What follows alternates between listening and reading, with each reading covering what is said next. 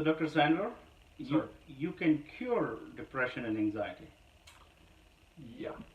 When you're Probably not a couple examples. I just gave a little talk about what a wall psychologist. I think most people have a little idea that, well, he's not opening up or he is opening up emotionally. Yeah. But you had a different spin on it, and that was a bigger deal to you as a therapist, right? Can you explain that? Yeah, sure. When we talk about therapy, and you and I have talked about it for many years, we talk about what's the key factor in psychotherapy. And for me, it's always been about emotion, because I think that what drives people to therapy, aside from their particular symptoms, anxiety, panic, depression, what drives people to therapy is they've lost the ability to experience normal, healthy emotion. For instance, if you cannot experience anger, a healthy anger, you can't stand up for yourself. And a lot of people tell me that. I just get pushed around by my husband or my wife or my boss, and I can't speak up for myself. So they avoid conflict. They avoid conflict because they can't get in touch with anger. It feels so dangerous to them to do that.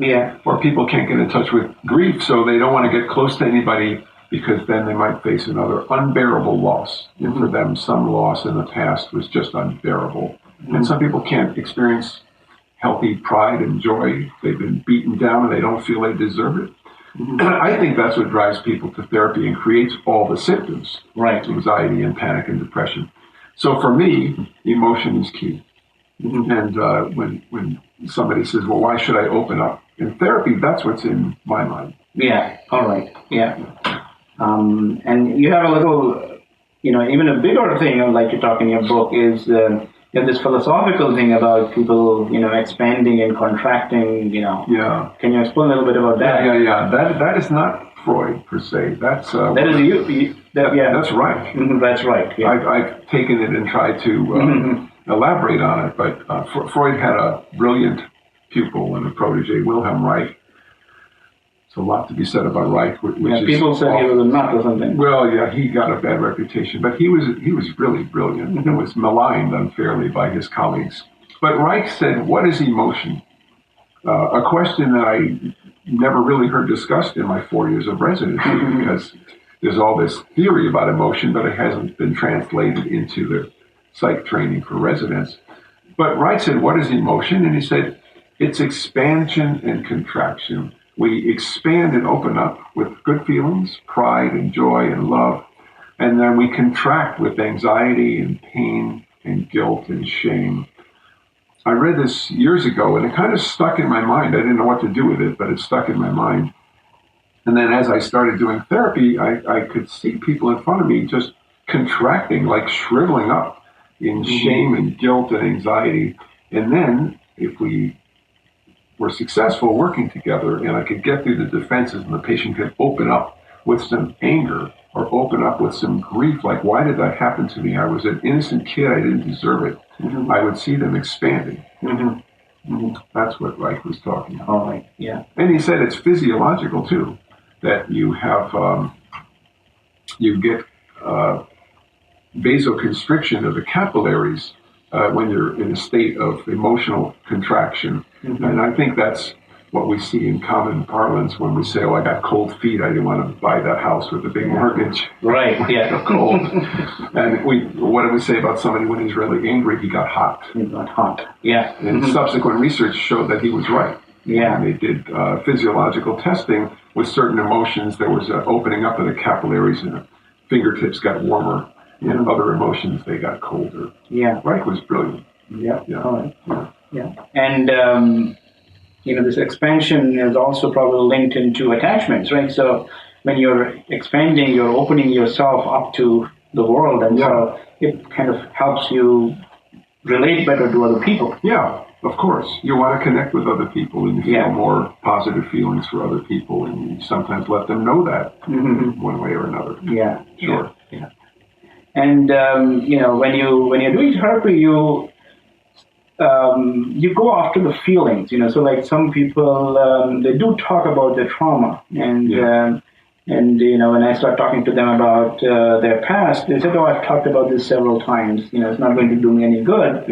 But you have a different take on that. You're kind of very insistent on that there should be some feeling right there. You should witness the emotions as if there has to be some proof that what is that about that you go after the feeling that the person should be talking about their trauma, but they should be also experiencing the feeling. Also experience. Yeah. Well, we know that traumatic memories or not so dramatic, but disappointing memories, they leave memory traces in many parts of the brain, including the emotional brain. And you have to wake up that emotional brain and engage it in the therapy process, in my view. Mm-hmm. So many people have talked about something bad that happened. My father used to hit my mother, for instance, with Carla.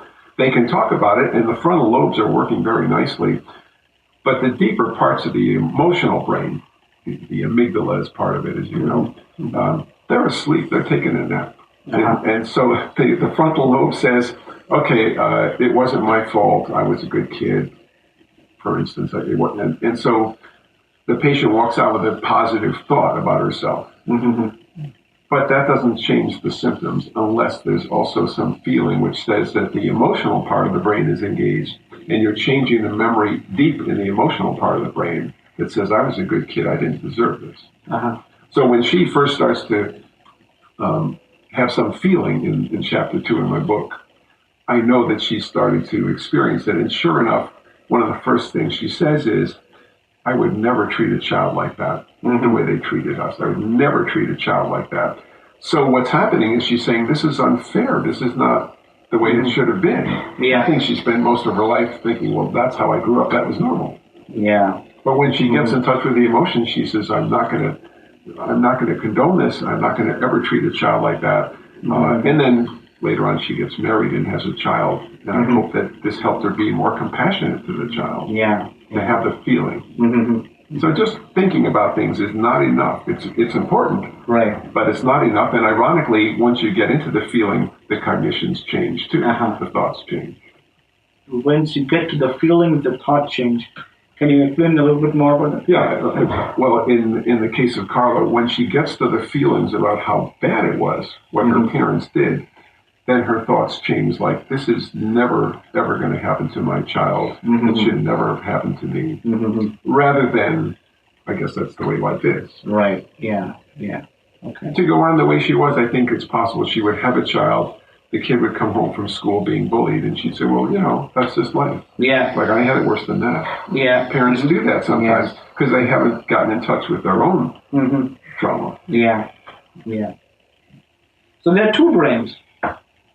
One could say, really? One could say that. They're all connected. It's all one brain. Yeah. But we can function on a cognitive level using the thinking brain, the frontal lobes, and not be in a state of anything highly emotional that we know.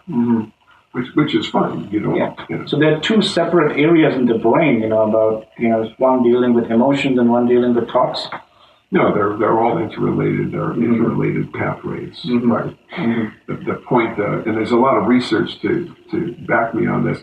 The more you have a real, genuine emotional experience in therapy, the more likely you're going to have a good outcome.